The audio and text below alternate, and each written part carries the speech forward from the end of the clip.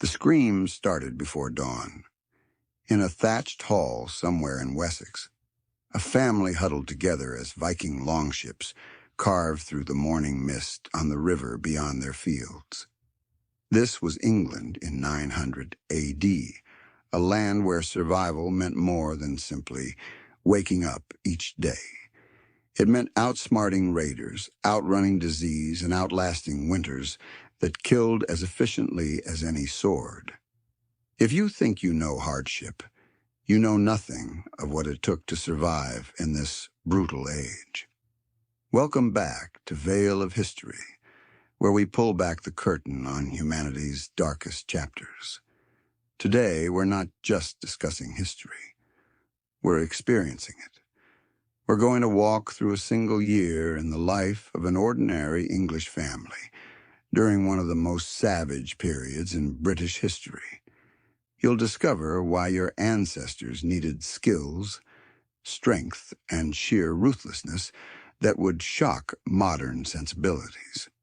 By the end, you'll understand why merely existing in 900 AD was an achievement worthy of legend.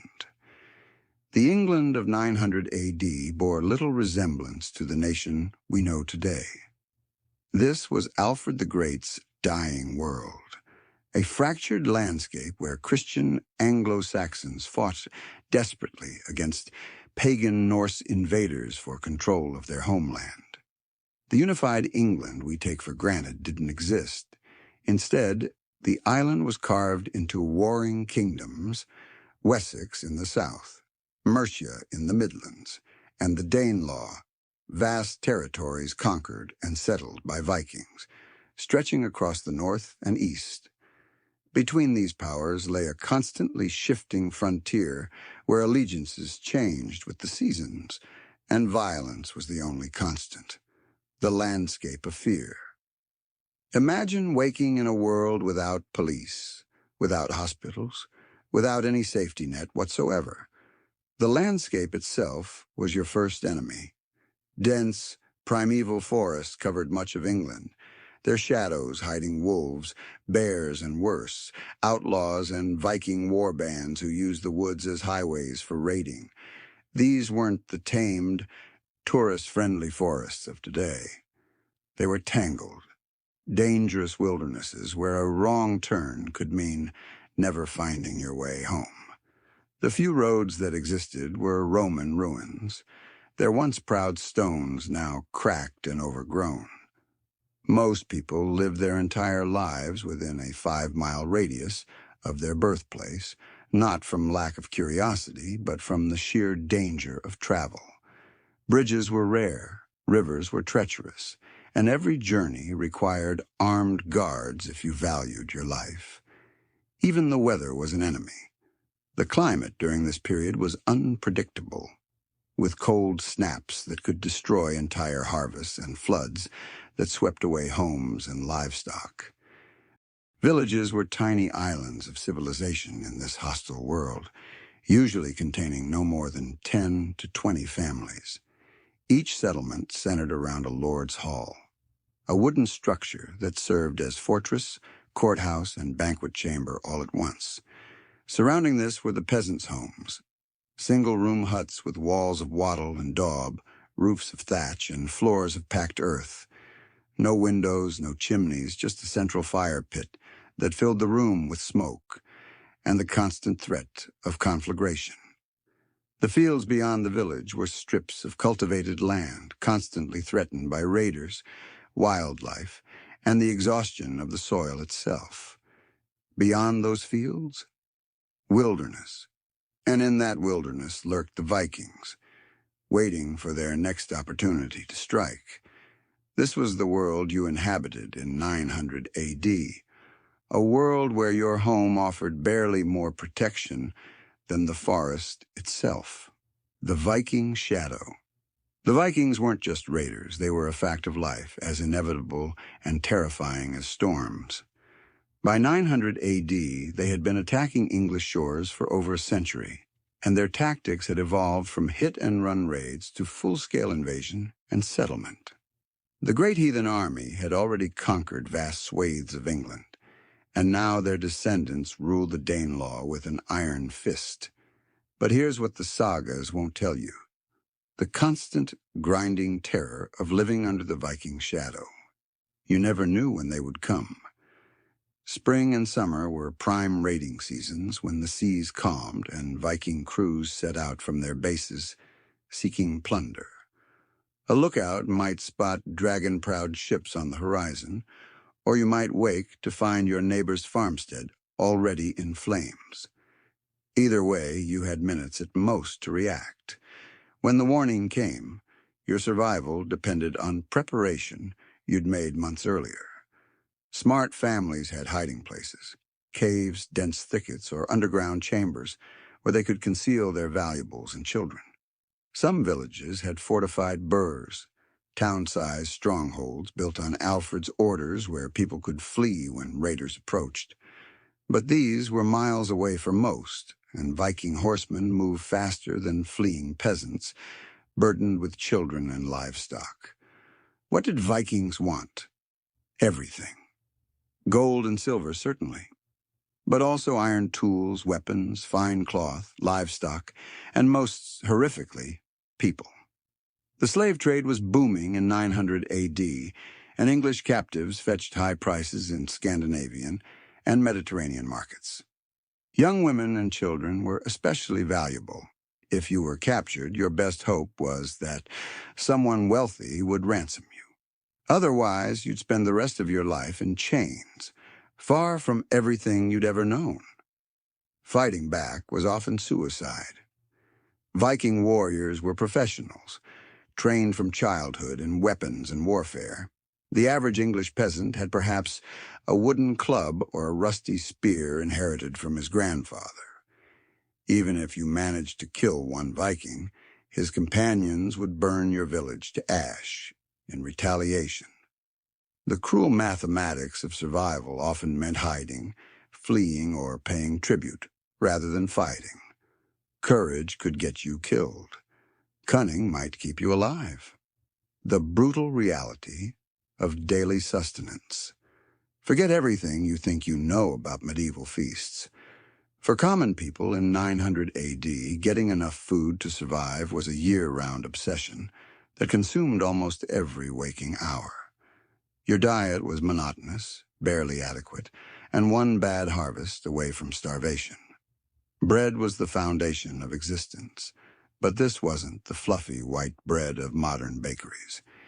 It was dense, heavy, and made from whatever grain you could grow: barley, rye, or if you were fortunate, wheat. The bread was coarse, often mixed with ground peas or beans to make the flour last longer, and it tasted of earth and survival. You ate this bread with every meal because there simply wasn't much else. A strip of salted pork, a handful of dried peas, some onions if you were lucky. This was the fuel that powered your backbreaking labor. Meat was a rare luxury, not a daily expectation. Most families kept a pig or two, chickens for eggs, perhaps a cow if they could afford one. But you didn't slaughter these animals casually. That pig represented months of feeding scraps and acorns, a precious insurance policy against winter starvation. When you did butcher an animal, nothing was wasted. Blood became pudding, intestines became sausage casings, bones became tools, and even the bladder became a storage container. The meat itself was salted, smoked, or dried because without refrigeration, fresh meat would rot within days. Vegetables came from your kitchen garden: cabbages, leeks, onions, turnips, and beans. These were hardy plants that could survive England's temperamental climate, and you cultivated them with the intensity of someone who understood that these humble plants stood between your family and hunger. Fruit was seasonal and precious: apples, pears, and berries that you ate fresh in summer and preserved as best you could for winter. There were no oranges, no bananas, no potatoes, foods that wouldn't reach England for centuries. Water was dangerous. Rivers and wells could be contaminated with waste, parasites, or the corpses of animals or even people. The safest drink was weak ale, beer with low alcohol content that had been boiled during brewing, killing most harmful organisms. Everyone drank this, including children, because it was genuinely safer than water. You brewed it yourself from barley, and you drank it at every meal. Getting drunk was foolish when you needed your wits sharp for survival, but being slightly buzzed all the time was just the cost of staying hydrated. Winter was the true test. By February, your stored food was running desperately low. The hungry months of late winter and early spring killed more people than Viking raids. You'd already eaten through your grain stores, slaughtered your weakest animals, and now you were down to moldy vegetables and whatever you'd managed to preserve. Children's ribs showed through their skin. Old people quietly died in their sleep. This was normal. This was expected. This was what it took to make it to spring, when new shoots would finally emerge from the hard ground. The architecture of survival. Your home. Your house in 900 AD was less a home and more a survival shelter, a barrier between your family and the elements that was only marginally effective. The typical peasant dwelling was a single room, roughly 20 feet by 15 feet, where an entire family ate, slept, worked, and lived out their entire existence. The walls were wattle and daub, a wooden frame woven with hazel branches, then plastered with a mixture of mud, dung, and straw. This sounds primitive, and it was, but it was also surprisingly effective when properly maintained. The thick walls provided some insulation, though warm was a relative term when winter winds howled through cracks and gaps. You replastered these walls every year because rain would gradually wash the daub away, exposing the wattle beneath. The roof was thatch, bundles of wheat or rye straw, layered thick and bound together. A good thatch roof could last 20 years if properly maintained, shedding rain and providing decent insulation. But it had one terrifying weakness: fire. A single spark from your hearth could ignite the whole structure, and once thatch caught fire, your home became an inferno within minutes. This is why you were paranoid about your fire, why you banked it carefully at night, why you never left it unattended. Your home was made of kindling, and carelessness could leave you homeless or dead. Inside, the floor was packed earth, sometimes covered with rushes or straw that you changed when they became too foul with dirt and spilled food. There was no furniture as we know it, perhaps a crude table, a few stools and wooden chests for your meager possessions. You slept on straw-stuffed mattresses laid directly on the floor, covered with woolen blankets and whatever animal skins you could afford. The whole family slept in the same room, adults and children together, because privacy was a luxury that didn't exist for the common people. The hearth was the heart of your home, a central fire pit that provided heat, light, and cooking fire. But remember, no chimney. The smoke simply rose through the thatch or through a hole in the roof, which meant your home was perpetually smoky, your eyes constantly stinging, your lungs gradually filling with soot. This wasn't a design flaw, it was the best technology available. The smoke actually helped preserve the thatch and cure meat hanging from the rafters. But it also explained why respiratory diseases were rampant and why so many people died young. Light came from the fire and from tallow candles, made from rendered animal fat, smoky, smelly, and precious enough that you used them sparingly. When the sun set, you generally went to bed because doing anything in the dark was difficult and dangerous. Winter nights were long, dark, and filled with the sounds of the wind, animals, and your own family's breathing in the cramped space. Your home also housed your animals during the coldest months. Bringing your pigs and chickens inside wasn't about affection. It was about protecting your investment, and using their body heat to warm the space.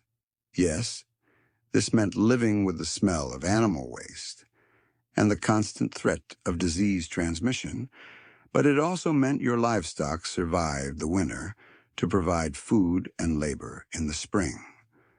Everything was a trade-off in this world, and comfort always came second to survival. The weapons. You needed to stay alive. In 900 AD, being unarmed was being vulnerable, and being vulnerable was often a death sentence. Every man and many women needed to know how to use weapons, not for sport or glory, but for the simple reason that threats could appear at any moment, and help might be miles away. For the average peasant, weapons were tools repurposed for violence. The sayax, a single-edged knife with a blade 6 to 18 inches long, was ubiquitous. You used it to butcher animals, cut rope, eat your meals, and if necessary, defend your life. Every man carried one, and everyone knew how to use it. In close quarters, a skilled fighter with a sayax could be surprisingly dangerous, targeting eyes, throats, and other vulnerable points. The spear was the weapon of the people, cheap and effective. A wooden shaft 6 to 8 feet long with an iron point, the spear required less skill than a sword and less strength than an axe.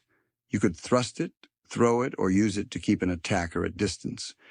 Many families had at least one spear, often a weapon passed down through generations, its shaft worn smooth by ancestral hands. When Vikings approached, men grabbed their spears first because they offered the best chance of survival for someone without formal military training. Axes were dual-purpose tools, essential for splitting wood, clearing land, and also brutally effective weapons. A woodsman's axe could split a shield or cleave through flesh and bone with equal efficiency. The advantage was that you already owned one for your daily work, so arming yourself cost nothing extra. The disadvantage was that axes required strength and space to swing effectively, making them less useful in cramped spaces or for weaker fighters. Bows were powerful, but required years of practice to use effectively. The English longbow wouldn't achieve its legendary status for centuries yet, but shorter bows were common hunting tools. Arrows were expensive. Each one required skilled craftsmanship, from the straight shaft to the goose feather fletching to the iron point. You didn't waste arrows, and you certainly retrieved them after shooting, if at all possible. A skilled archer could bring down game or drop an attacker at 50 yards, but most peasants were lucky to hit a target at 20. Armor for common people was makeshift at best. A leather jerkin or coat of thick wool offered some protection against cuts. The wealthy might own a mail shirt, thousands of interlocked iron rings that could stop most blade strikes, but these cost as much as a farmstead and were far beyond a peasant's means. More common was the shield, round, made of linden wood, with an iron boss in the center. A shield could deflect arrows, block sword strikes, and even be used as a weapon in desperate moments. If you could afford only one piece of protective equipment, this was it. But here's the reality. Weapons alone didn't ensure survival. Training mattered more. The Fyrd, the militia system where all free men owed military service to their lord, provided some basic training. But you were no professional warrior. When Vikings attacked, your best weapons were speed and knowledge of the terrain. You fought only when cornered, when fleeing was impossible, when everything you loved was at stake. Fighting was always the last resort, because even if you won, you'd likely be maimed or wounded, and in a world without modern medicine, that often meant a slow death from infection. The invisible killers. Disease and injury. Vikings might raid your village once a year if you were unlucky. Disease stalked you every single day, an invisible enemy far more lethal, than any warrior. Start with the basics. Hygiene, as we understand it, didn't exist. You bathed rarely, perhaps a few times a year, because heating enough water for a full bath was labor-intensive and fuel was precious. Instead, you washed your face and hands when you could and tried to ignore the rest. Your clothes, made of wool or linen, were worn until they literally fell apart, and washing them was a rare event. Everyone smelled of sweat, smoke, animals, and the earth. You stopped noticing after a while. This lack of hygiene created perfect conditions for parasites. Lice were universal. They lived in your hair, your clothes, your bedding. Everyone had them, from the poorest beggar to the wealthiest noble. Fleas jumped between you and your animals with abandon. Intestinal worms infected most people at some point, causing weakness, anemia, and sometimes death. You could feel them moving inside you, but there was nothing effective you could do about them. Herbal remedies might help, or they might do nothing. You simply endured. Waterborne diseases killed countless thousands. Dysentery turned your bowels to liquid, dehydrating you until you died in agony. Cholera could sweep through a village in weeks, killing 1 in 3. Typhoid fever brought delirium and death. You couldn't see the bacteria, couldn't understand contagion, and so you watched helplessly as your children died from drinking contaminated water or eating spoiled food. Sometimes entire families were wiped out in days. Respiratory diseases thrived in your smoke-filled, overcrowded homes. Tuberculosis, pneumonia, and bronchitis stalked the weak and the old. The constant smoke inhalation damaged your lungs, making you vulnerable to infections that a healthier person might survive. Winter was especially deadly. Cold, damp conditions combined with poor nutrition created the perfect storm for respiratory death. Injuries that seem minor today could kill you in 900 AD. A cut from your sayax could become infected, the wound turning red, then black, then killing you from blood poisoning within a week. A broken leg often meant death because you couldn't work, couldn't contribute, and in a subsistence society, becoming a burden often meant being left to die. Childbirth killed women with horrifying regularity. Hemorrhage, infection, or simply exhaustion from prolonged labor ended countless lives. Medieval medicine was a mixture of herbal knowledge, superstition, and desperate hope. Some remedies worked: willow bark for pain, honey for wound treatment, certain herbs for fevers. Others were useless or actively harmful. Bleeding patients, to balance their humors, weakened them further. Prayers and charms did nothing against bacterial infections. The wise woman of the village knew more about healing than anyone else, and sometimes her knowledge saved lives, but often she was as helpless as anyone else against the diseases that ravaged her community. Life expectancy tells the brutal truth. If you survived childhood, a huge if, you might live to 40 or 50 if you were very fortunate. But many didn't see 30.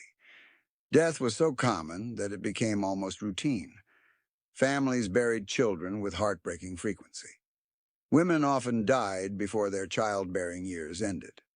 Men succumbed to injuries, violence, or simply wore out from endless labor. You lived with the constant awareness that death was always near, always waiting, always hungry. The spiritual world that shaped everything religion in 900 AD wasn't Sunday morning tradition. It was the lens through which you understood everything that happened to you, and the only source of hope in a desperate world. Christianity had officially conquered England, but the old pagan beliefs still lurked beneath the surface. You attended church, you prayed to Christian saints, but you also left offerings at ancient stone circles, avoided certain groves known to be inhabited by spirits, and practiced folk magic that the church officially condemned but quietly tolerated. The boundary between Christianity and paganism was porous, and most people lived comfortably in both worlds. Every inexplicable event was God's will or the work of demons. A successful harvest? God's blessing on your faithful labor. Crop failure? Punishment for your sins or the community's wickedness? Disease? The devil's work or God's test of your faith? There was no concept of random chance, no understanding of natural causation as we know it. Everything happened for a spiritual reason, which meant you could influence outcomes through prayer, penance, and proper ritual observance. The church taught that your suffering on earth was preparation for eternal paradise, but only if you lived righteously and died in God's grace. This theology served the powerful well. It made the oppressed accept their lot while their lords enjoyed luxury. But it also provided genuine comfort. Your miserable life was temporary. Eternal bliss awaited if you endured faithfully. This hope sustained countless people through unimaginable hardship. Saints were your intermediaries with the divine, specialized advocates for specific problems. Saint Christopher protected travelers. Saint Apollonia helped with toothaches. Saint Margaret aided women in childbirth. You prayed to these saints, left offerings at their shrines, and believed their intercession could mean the difference between life and death. Relics, bones, clothing, or possessions of saints were immensely powerful, capable of miraculous healing or protection. A church that possessed a genuine relic could attract pilgrims from miles around. Demons and evil spirits were as real as your neighbors. They caused disease, spoiled food, led travelers astray, and possessed the weak-minded. Protecting yourself required constant vigilance, making the sign of the cross, wearing blessed amulets, speaking protective prayers. Evil was tangible and active in the world, requiring eternal watchfulness and frequent appeals to divine protection. Death was not the end, but a transition, and the manner of your death determined your eternal fate. Dying with a priest's blessing, having confessed your sins and received last rites, gave you hope for heaven. Dying suddenly, without preparation, risked eternal damnation. This made every day potentially your last chance to make peace with God, adding spiritual anxiety to all your other worries. The calendar was structured around religious observances, saints' days, fasts, festivals. These events broke up the monotony of survival and provided meaning beyond the grinding cycle of agricultural labor. Christmas, Easter, Michaelmas, these weren't mere holidays, but sacred times when the barrier between earthly and divine thinned, when miracles became possible, when hope renewed itself. The education of survival. Forget formal schooling, that was for clergy and nobility. Your education happened through observation, practice, and the bitter lessons of mistakes that you or others paid for with suffering or death. Children learned by watching adults work and then imitating them. A boy followed his father to the fields, learning when to plant, how to recognize ripe grain, how to sharpen a scythe properly.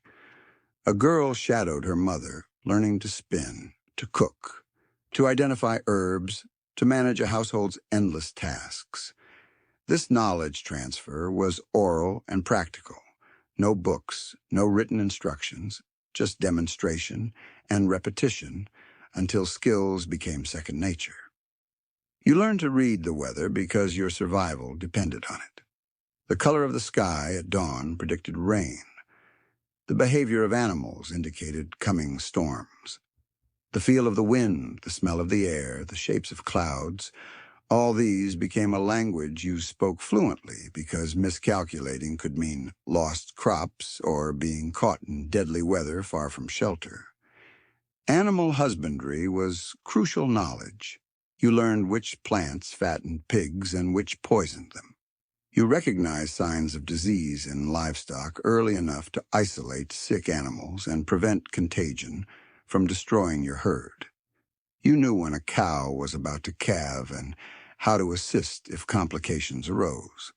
These skills weren't written down. They were demonstrated by older family members and absorbed through experience. Plant knowledge was equally vital. You learned which wild plants were edible and which would kill you. You knew when to harvest each crop for maximum yield. You understood crop rotation before it had a formal name, knowing that planting the same thing year after year exhausted the soil. You recognized the herbs that eased pain, reduced fever, or helped with childbirth. This botanical knowledge was passed down through generations, refined by trial and error, sometimes at fatal cost. Craft skills were jealously guarded and slowly taught. If you apprenticed to a blacksmith, carpenter, or other craftsman, you spent years performing menial tasks before being trusted with complex work. Skills represented economic value, and masters didn't share them freely. But for most people, craft skills meant basic competence. You could repair your plow, thatch a roof, butcher a pig, tan leather for basic purposes. You weren't a master, but you could maintain your tools and possessions well enough to survive. Navigation and geography meant knowing your immediate area intimately, every path, every landmark, every source of water. Beyond your village, the world became mysterious and dangerous. You might know the route to the nearest market town or to your lord's manor, but further than that, you relied on travelers' tales and vague directions. Maps existed, but were rare and inaccurate. Most people navigated by verbal description.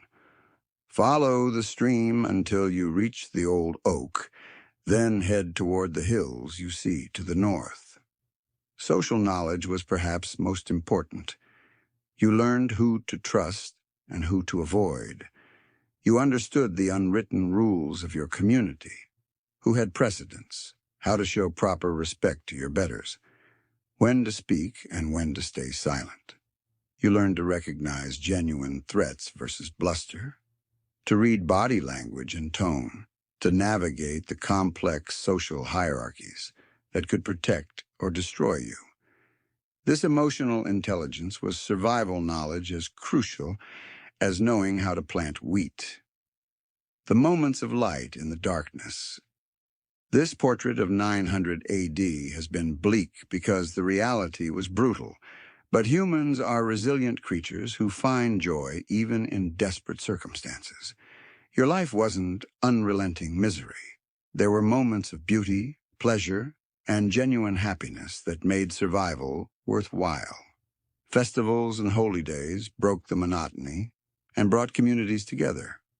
Harvest festivals celebrated successful crops with feasting, drinking, and revelry that continued until everyone collapsed in exhausted contentment.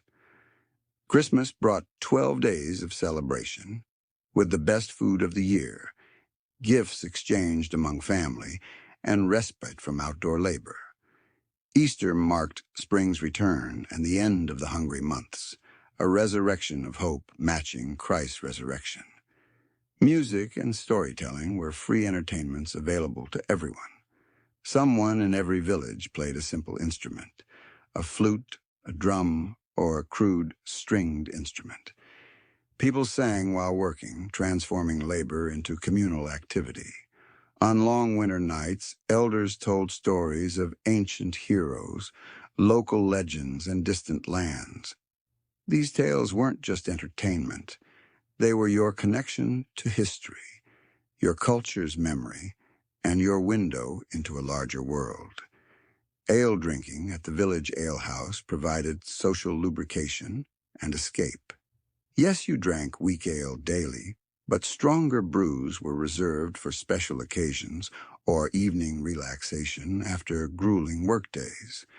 Sitting around a fire with neighbors, sharing cups and conversation, laughing at familiar jokes. These simple pleasures sustained community bonds and gave you reason to face another day. Romance and sex existed, despite poverty and hardship. Young people flirted at market fairs and church gatherings. Married couples found privacy somehow, despite crowded conditions. New life, babies crying, children laughing, reminded you that existence continued beyond your individual suffering. The biological imperative to reproduce drove hope for the future, even when the present seemed unbearable. Seasonal beauties cost nothing but attention. Spring wildflowers carpeting meadows. Summer's warmth on your face after winter's endless cold. Autumn's spectacular colors before leaves fell. Even winter had stark beauty in frost-rimed mornings. If you paused in your labor long enough to notice, the natural world offered moments of peace and wonder. Simple pleasures sustained you. A hot meal after a freezing day, sleeping deeply after exhausting work, the satisfaction of a task well done. These weren't exotic luxuries, but the small joys that made hardship bearable. You learned to appreciate them because they were all you had. Your children's survival and growth brought profound satisfaction. Each year they lived was a victory, watching them learn skills, grow stronger, become capable of contributing to the family's survival. This justified your suffering and gave meaning to your endless labor. You worked so they might have slightly better lives, and in their small improvements you found purpose. Why this matters to you today. You might wonder why any of this matters now in our comfortable modern world. But understanding what your ancestors endured to survive reveals truths that remain relevant today. First, perspective. When your day feels hard, when minor inconveniences frustrate you, remembering that people once lived entire lives under conditions that would break most modern individuals provides valuable context. Your worst day probably doesn't involve Viking raids or watching your children die of preventable diseases. This isn't to dismiss modern struggles. Mental health, economic anxiety, and social problems are real. But it reminds us that human resilience is extraordinary, and our current challenges, while genuine, exist within a context of remarkable material progress. Second, gratitude. Every time you turn on a tap and clean water flows, you're accessing something your ancestors would have considered miraculous. Every meal you eat without wondering if there's enough for tomorrow represents unimaginable abundance. Medical care, education, legal protection, freedom of movement. These aren't universal human conditions, but recent achievements won through centuries of development. Recognizing this doesn't mean accepting injustice or inequality, but it grounds our advocacy in awareness of how far we've come and how much we still have to protect. Third, connection. Every person reading this is descended from survivors, people who endured conditions like those described and still managed to reproduce, raise children who survive to adulthood, and pass on their genes across dozens of generations. Your existence proves that your ancestors were tough enough, smart enough, and lucky enough to make it through. Their resilience flows in your veins. When you face your own challenges, you carry their survival instincts and adaptability. Fourth, wisdom. Our ancestors learned profound lessons about community, cooperation, and interdependence that we're in danger of forgetting. They understood that survival required helping others, that individuals alone were vulnerable, that social bonds were essential infrastructure. As modern society becomes increasingly atomized and individualistic, remembering these lessons about community resilience becomes more important, not less. Finally, humility.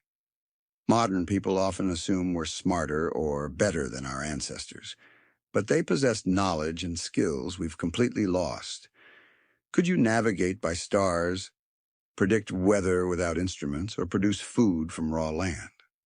Could you survive without electricity, without modern medicine, without any of the support systems you take for granted? The people of 900 AD would find our world bewildering, but we would be equally helpless in theirs. Recognizing this should humble us and increase our respect for different forms of intelligence and capability. The past isn't merely history. It's the foundation on which our present is built. Understanding what it took to survive England's dark ages illuminates the human condition in ways that abstract philosophy cannot. These weren't mythical heroes or fantasy characters, but real people whose daily struggles, small joys, and ultimate perseverance created the chain of existence that led to you. If you've made it this far through this journey into one of history's most brutal eras, you're part of Veil of History's community of curious minds who aren't satisfied with sanitized versions of the past. We've pulled back the veil together to see not just what happened, but what it felt like, smelled like, tasted like, to actually live in these times. Want to explore more forgotten chapters of human survival? Subscribe to Veil of History and hit that notification bell. Drop a comment below. Could you survive even 1 week in 900 AD England? What skill from that era do you wish you possessed today? Your thoughts fuel our next investigations into history's darkest corners. Share this with someone who thinks they know hardship. Let's spread real historical awareness together and build a community that refuses to let the past be forgotten or sanitized. Until next time, remember, history isn't dead. It's the foundation everything else is built on. Keep questioning, keep learning, and keep lifting the veil.